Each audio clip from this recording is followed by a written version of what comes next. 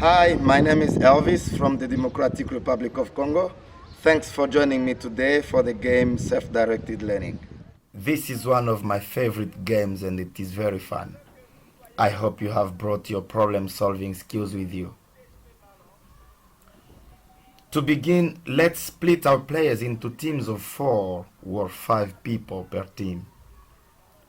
Each team will have a starting point, which can be a cone or another object or a marker, and then a finish point some distance away, which can be marked with another cone or object.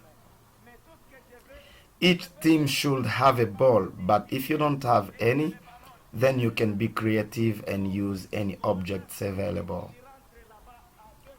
This game has a simple challenge. Within each team, the players will take turns as they move their ball from one cone to the other and back. Voilà, ça c'est génial. Elle peut prendre le temps qu'elle veut, ça dépend. Attention que ça ne tombe pas. You can start by telling everyone how they will move the ball. For example, dribbling the ball with their feet, or picking it up with their hands and carrying it around the cone and back again. Then after players are tired of the repetition, ask each group to come up with one idea for how to move the ball. Then each team only moves the ball the way they have decided. Again, play like this until they are tired of the repetition. Then play again where every single player can choose how they move the ball around the cone. Challenge them to find as many different solutions as possible. After some time with individual creativity, you can ask them to work in pairs or as a group and move the ball together. You can add different rules such as the ball cannot touch the ground. You cannot use your hands or feet. Find a different solution every time, etc. Once you have played this game several times and of different variations, stop to ask questions such as, how is the game? What were the differences in how we played? When did you enjoy the game most?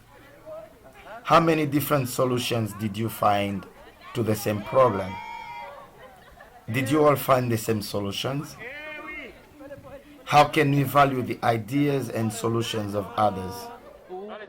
Ok, comme ça. Allez toucher maintenant. How did you work in pairs or groups?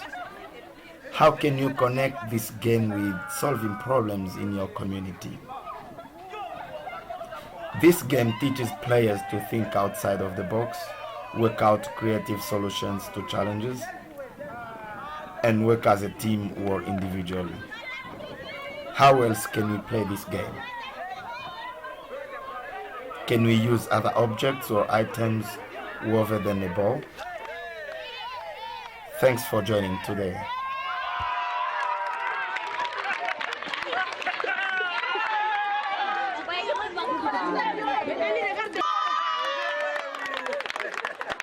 Key participant learnings from this game include working together to solve problems and thinking outside the box, or throwing away the box entirely.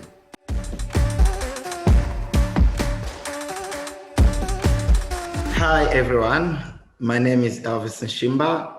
I'm from the Democratic Republic of Congo.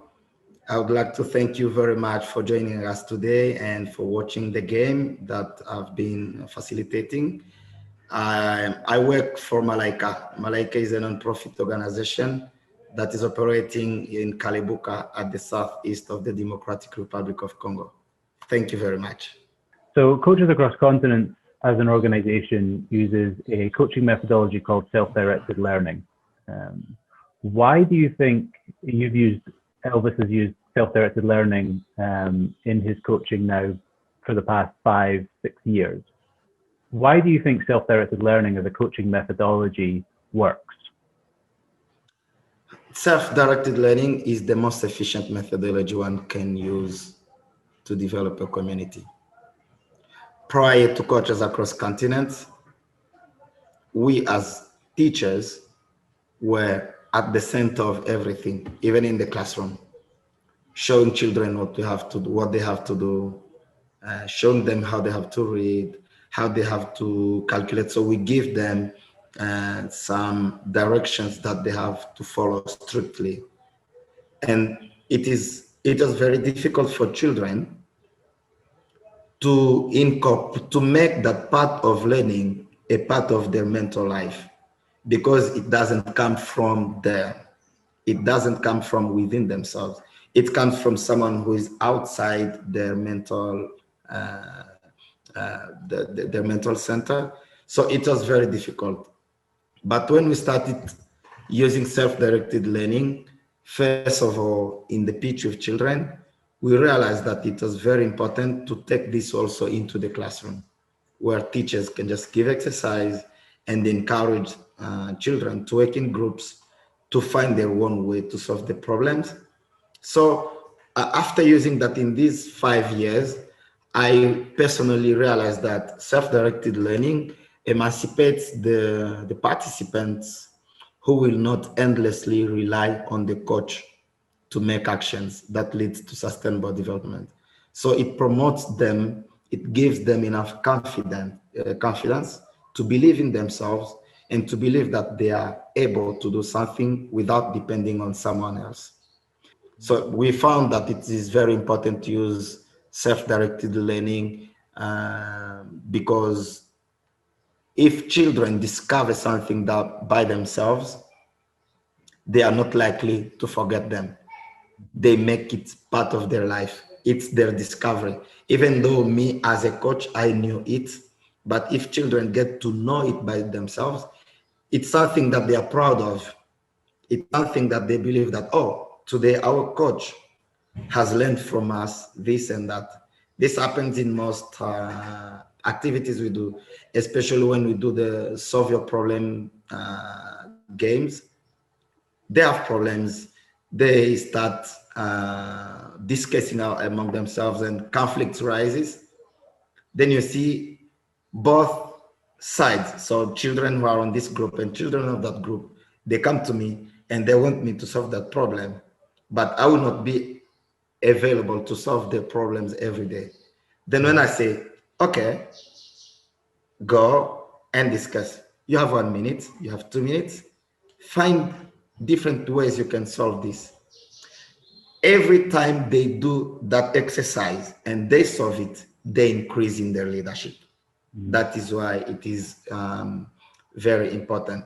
But also, self-directed learning promotes the natural development of self-confidence.